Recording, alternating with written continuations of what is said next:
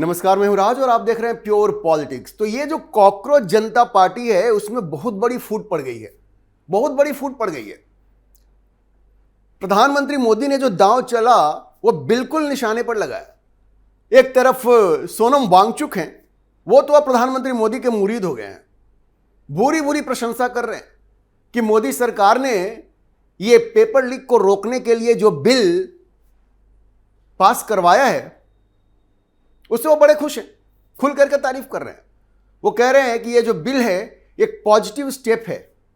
भारत में जो एग्जामिनेशन का सिस्टम है उसको रिफॉर्म करने के लिए ये एक बेहतरीन और पॉजिटिव स्टेप है। साथ में वो सरकार से ये गुजारिश भी करते हैं कि भाई देखिए, वो लीगल एक्शन मत लीजिएगा हमारे स्टूडेंट्स के खिलाफ। देखिए, डर तो इनके अंदर ऐसा घुसा है कि बार बार कहते हैं कि देखिए, आपने हमसे वादा किया था ये हमारे स्टूडेंट्स के खिलाफ कोई एक्शन नहीं होना चाहिए। तो सरकार ने तो कह दिया है कि छात्रों के खिलाफ तो हम कोई एक्शन नहीं लेंगे, लेकिन ये जो प्रॉमिस किया गया था वो सिर्फ स्टूडेंट्स के लिए था। ये क्रिमिनल्स के लिए, गुंडों मवालियों के लिए नहीं था। जिनके खिलाफ पहले से क्रिमिनल केसेज हैं उनके लिए नहीं था। खैर, वो एक अलग विषय है।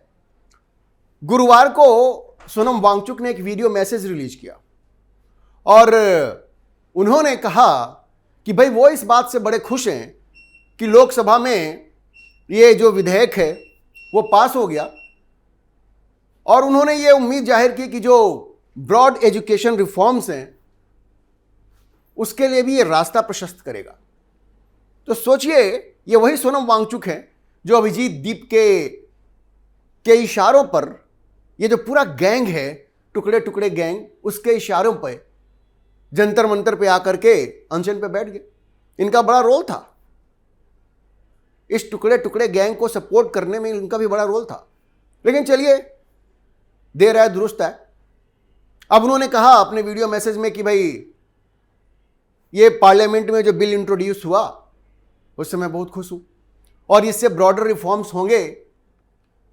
बस इतनी ही गुजारिश है कि भाई हमारे छात्रों को परेशान न किया जाए, उनके खिलाफ कोई लीगल एक्शन न लिया जाए। डर तो इनको भी बना हुआ है ना। खैर, सरकार ने उसका भी समाधान कर ही दिया है और दिल्ली सरकार ने तो एक स्टेटमेंट इशू करके कह दिया है कि छात्रों के खिलाफ कोई एक्शन नहीं होगा, लेकिन गुंडे बदमाश उनको छोड़ा नहीं जाएगा। तो सोनम वांगचुक साहब ने जो मांगा था वो तो उनको मिल ही गया। लेकिन ये चीज़ ये दिखा रही है कि ये कॉकरोच जनता पार्टी में भयंकर फूट है। क्योंकि देखिए, सोनम वांगचुक ने तो बड़ी तारीफ कर दी कि ये जो बिल संसद में पास हुआ है, लोकसभा में पास हुआ है, उससे जो ब्रॉडर रिफॉर्म्स हैं उनको लागू करने में मदद मिलेगी। लेकिन सोनम वांगचुक की इस प्रशंसा से अभिजीत दीपके और आशुतोष रंका, इनका चेहरा उड़ गया, इनके चेहरे का रंग उड़ गया इस पूरे गैंग का। उनको लग रहा है कि अरे, हम तो जो सोच करके ये धरना प्रदर्शन कर रहे थे इस देश में अफरा तफरी में फैलाने का, युवाओं को दिग्भ्रमित करके सड़कों पर लाने का, अरे वरना सोचिए अभिजीत दीपके कब से नीट का स्टूडेंट हो गया। ये लिबरल आर्ट्स पढ़ने अमेरिका जाता है, बेरोजगार आदमी जिसको अभी तक कोई रोजगार नहीं मिला, इतना बड़ा हो गया है। इसकी माता जी कहती है जब मेरे बेटे के लिए रिश्ता आ रहा है। अरे भाई, तो अभी तक तो बेरोजगार था ना, अब तो नया रोजगार इसको मिल गया है। अब ये झोला लेकर के प्रदर्शन करेगा, प्रदर्शनकारी बन गया है, आंदोलनजीवी बन गया है, योगेंद्र यादव जैसे। जहां देखा कि ये देशद्रोही झोला लेकर के प्रदर्शन कर रहे हैं, योगेंद्र यादव वहां पहुंच जाते हैं। उनका भी यही रोजगार है। अभिजीत दीपके को भी अब एक नया रोजगार मिल गया है। तो अभिजीत दीपके और आशुतोष रंका जैसे लोग सोनम वांगचुक की इस प्रशंसा से एकदम जल भुन गए हैं। उनका यह कहना है कि भाई नहीं, हम इसकी तारीफ नहीं कर सकते। अब ये जो आशुतोष रंका और अभिजीत दीपके जैसे लोग हैं वो क्या कह रहे हैं कि ये रियल इश्यू जो है उसको एड्रेस नहीं करता है। कैसे नहीं करता है भाई? अब ये जो कॉकरोचों का जो स्पोक्स पर्सन है आशुतोष रंका, वो कहता है कि भाई बिल जो है वो सजा देने पे फोकस कर रहा है। पेपर लीक के बाद वो पेपर लीक को रोकने के लिए इसमें कोई प्रावधान नहीं है। वो कहता है कि ये जो डिस्कशन है वो सिर्फ सजा देने वाले प्रावधानों पे फोकस नहीं होना चाहिए। जब पेपर लीक हो जाए उसके बाद सरकार को पहले एक्सप्लेन करना चाहिए कि पेपर लीक को रोकने के लिए वो क्या कर रहे हैं। ठीक है, अब देखिए, अब शायद इनको पता नहीं कि सरकार ने एक टास्क फोर्स भी बनाया हुआ है जिसमें नंदन नीलकेनी हैं, इसरो के फॉर्मर चेयरमैन हैं, तमाम तरह के लोग हैं उसमें। आईबी के फॉर्मर चीफ हैं, वो लोग बैठ करके तय करेंगे ना। रंका कहते हैं कि ये जो एनटीए को रिफॉर्म करने के लिए इसमें कोई व्यवस्था नहीं है, कोचिंग सेंटर को रेगुलेट करने के लिए कोई व्यवस्था नहीं है, मतलब सब कुछ इसी में आ जाए। कोचिंग सेंटर को रेगुलेट कीजिए, एनटीए को रिफॉर्म कीजिए, एसएससी को रिफॉर्म कीजिए, एग्जाम शेड्यूल को रिफॉर्म कीजिए, इसमें कुछ नहीं है भाई। इसके लिए कोई बिल चाहिए होता है क्या? ये कितना बेवकूफ़ आदमी है आशुतोष रंका। कहता है जी कोचिंग सेंटर को रिफॉर्म करने के लिए इसमें कोई व्यवस्था नहीं है, एग्जाम शेड्यूल को ठीक करने के लिए कोई व्यवस्था नहीं है। भाई इसके लिए टास्क फोर्स बनाई गई है, और वो टास्क फोर्स जब अपनी रिकमेंडेशन देगी तो ये सारी चीज़ें होंगी। पारदर्शिता को कैसे बढ़ाना है, वेंडर को कैसे मॉनिटर करना है, ये सब होगा। और दूसरी बात, ये जो अभिजीत दीपके, आशुतोष रंका, ये पता नहीं कौन कौन से लोग जंतर मंतर पे जा करके जो गाना गा रहे थे, डांस वांस कर रहे थे, वो जो विजेता दहिया जिसका नाम था, जो बर्गर खाने के चक्कर में गया सीजेपी से, भाई आप लोगों ने कोई सलाह दिया?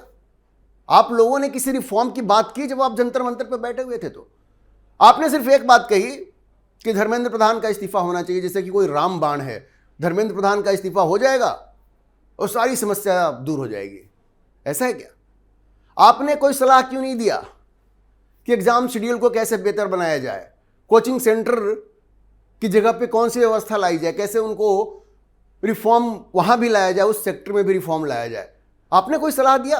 बिल्कुल कोई कंस्ट्रक्टिव सजेशन आपने नहीं दिया। आप शुरू से बिल्कुल डिस्ट्रक्टिव थे, विध्वंसक नीति रही आपकी। और अब आप कह रहे हैं कि कानून में कमी है। अरे भाई तुम बताओ ना क्या करना चाहिए? तुम्हारे पास भी तो दिमाग है, तुम लोग भी अपने आप को बहुत बड़े काबिल आदमी समझते हो। सरकार ने टास्क फोर्स बना दिया है, और वो टास्क फोर्स इन सारे विषयों पे जो आप चर्चा कर रहे हैं ना, उस पर वो चर्चा करेगी और सजेशन देगी सरकार को। अच्छा, अब देखिए कैसे ये पैंतरे बदल रहे हैं। और ये जो अभिजीत दीपके है, ये कितना शातिर व्यक्ति है। मैंने आपको पहले ही बताया था कि ये और इसका बाप, ये दोनों बड़े शातिर हैं। ये पॉलिटिकल इनके एम्बिशंस हैं। अभिजीत दीपके बेरोजगारी से तंग आ चुका है, रोजगार चाहता है, पॉलिटिक्स में करियर चाहता है। आंदोलनजीवी तो वो बन ही चुका है, आंदोलनकारी तो बन ही चुका है वो। अब देखिए वो राहुल गांधी की भाषा बोल रहा है, और अब उसका जो गुरु है अरविंद केजरीवाल, पहले तो आम आदमी पार्टी में ही था, वो उनकी भाषा बोल रहा है। अभिजीत दीपके का कहना है कि अमित शाह को इस्तीफा दे देना चाहिए। जुलाई 20 को जो घटना हुई, जो पुलिस ने बल प्रयोग किया, ये जो पेलेट गन्स वगैरह चले, और देखिए कैसे राहुल गांधी की भाषा बोलते हुए अभिजीत दीपके कहता है कि भारत में लोकतंत्र खतरे में। अरे ये तो राहुल गांधी की भाषा है। राहुल गांधी तो कहते हैं भारत में हर चीज खतरे में, सिर्फ वही सुरक्षित है। और राहुल गांधी तो इतने डर जाते हैं कि विदेश भाग जाते हैं, उनको तो यहां की गर्मी भी बर्दाश्त नहीं होती है। तो अभिजीत दीपके ने कहा कि लोकतंत्र भारत में खतरे में है, यह बिल्कुल राहुल गांधी की भाषा बोलते हुए। और यह कहा कि अमित शाह ने पुलिस को और सिक्योरिटी एजेंसीज को बल प्रयोग की इजाजत दी थी, छात्रों पे क्रैकडाउन का फैसला उनका था, तो लिहाजन उनको इस्तीफा दे देना चाहिए। आप समझ लीजिए।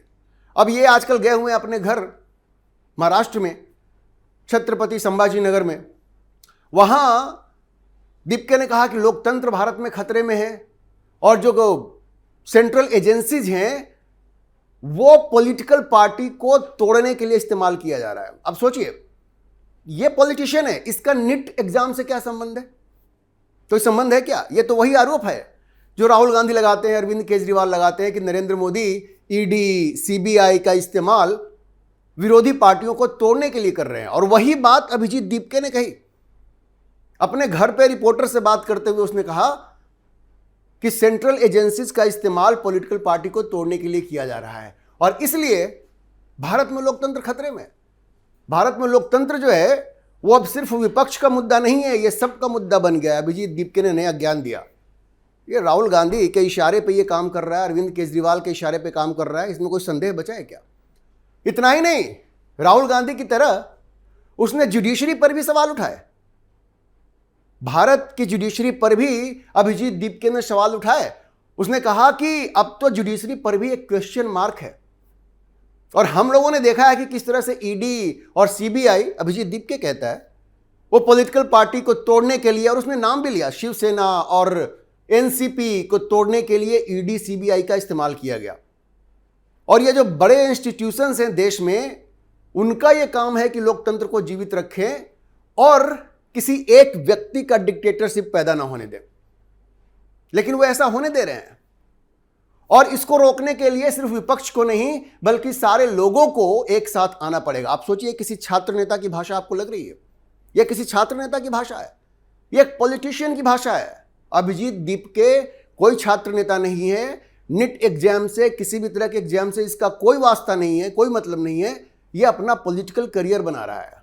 बेरोजगार आदमी है, अपना पॉलिटिकल करियर बना रहा है, पॉलिटिक्स में करियर बना रहा है, और बिल्कुल राहुल गांधी और अरविंद केजरीवाल जैसे लोगों के इशारे पर यह नाच रहा है। उसकी हर बात आपको यही संकेत देगी कि वो उनके इशारे पर नाच रहा है, उन्हीं की भाषा बोल रहा है। लोकतंत्र खतरे में है, सारे इंस्टीट्यूशंस चुपचाप बैठे हुए हैं, एक व्यक्ति का डिक्टेटरशिप, नरेंद्र मोदी के बारे में बात कर रहा है वो, एक व्यक्ति का डिक्टेटरशिप यहां पैदा हो रहा है और सब लोगों को मिल करके एक साथ आना पड़ेगा, उनका मुकाबला करना पड़ेगा। पूरी तरह से पॉलिटिकल स्पीच है। अच्छा, ये जो आरोप लगे कि इनकी फंडिंग विदेशों से हुई है, पूरे सीजेपी की, कॉकरोच जनता पार्टी की, और अभी सोशल मीडिया पे ये भी चल रहा है कि अभिजीत दीपके की फंडिंग भी तुर्की से हुई है। सोशल मीडिया पे काफ़ी ये चल रहा है। उसके बारे में ये कहते हैं अभिजीत दीपके कि अगर ऐसा है तो ये तो अमित शाह का फेलियर है। हाँ, अमित शाह क्या कर रहे हैं? अगर सीजेपी को बाहर से चलाया जा रहा है तो किस तरह के चाणक्य हैं वो?